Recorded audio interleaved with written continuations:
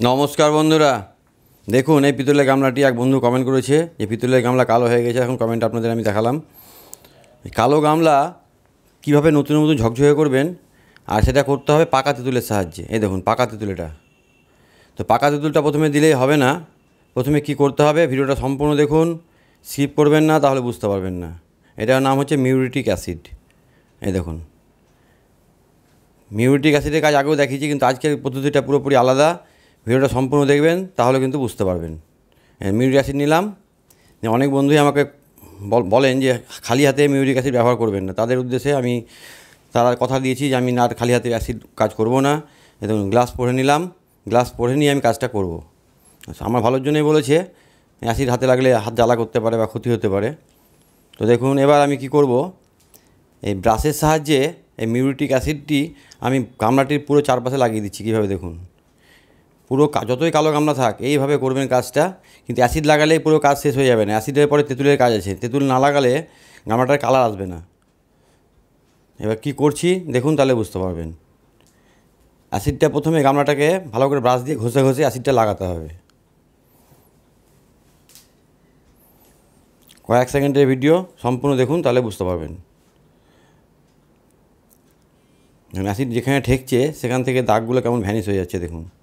কিন্তু নতুনের ভাব কিন্তু অ্যাসিডে আসবে না। অ্যাসিড দিয়ে নোংরাটা পরিষ্কার করছি আমি। এটা মিউরিটিক অ্যাসিড, হাতে লাগলে ভয়ের কিছু নেই। জল দিয়ে সঙ্গে সঙ্গে ধুয়ে নেবেন, কোনো ক্ষতি হবে না। দীর্ঘক্ষণ হাতে লেগে থাকলে হয়তো জ্বালা করতে পারে, সঙ্গে সঙ্গে ধুয়ে নিলে কিচ্ছু হবে না। তো অনেক বন্ধুর পরামর্শের জন্য আমি এই গ্লাভস ব্যবহার করছি। আমি খালি হাতে কাজটা করতাম, তাদের কথা দিয়েছি যে না আমি আর খালি হাতে করবো না, আমি এখন গ্লাভস পরেই কাজটা করবো অ্যাসিডের। অ্যাসিড দেওয়া হয়ে গেল। এবার কি করতে হবে, এবার জল দিয়ে ধুয়ে নিতে হবে। জল দিয়ে কচলে কচলে ভালো করে ধুতে হবে, যেন ওতে অ্যাসিডের ভাবটা না থাকে।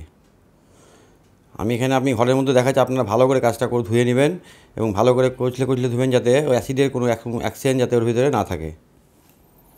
ধোয়া হয়ে গেল। এবার কি করতে হবে, এবার গামলাটা কিন্তু নোংরাটা পরিষ্কার হবে। গামলার অবস্থা দেখুন কেমন নোংরা হয়ে আছে, মানে এখনও নতুনের যে গ্লেজটা সেটা কিন্তু আসছে না। সেটা আনতে গেলে কি করতে হবে, এই যে পাকা তেঁতুল নিতে হবে। যত পুরনো তেঁতুল হবে তত ভালো। এই যে পাকা তেঁতুল নিলাম, নিয়ে একটু জল দেবো ওর মধ্যে দিয়ে এই তেঁতুলটা পুরো গামলাটার গায়ে লাগিয়ে দেবো। লাগানো হয়ে গেলে আধ ঘন্টার মতো এটাকে রেখে দিতে হবে। সঙ্গে সঙ্গে কিন্তু কাজটা হবে না তেঁতুলের।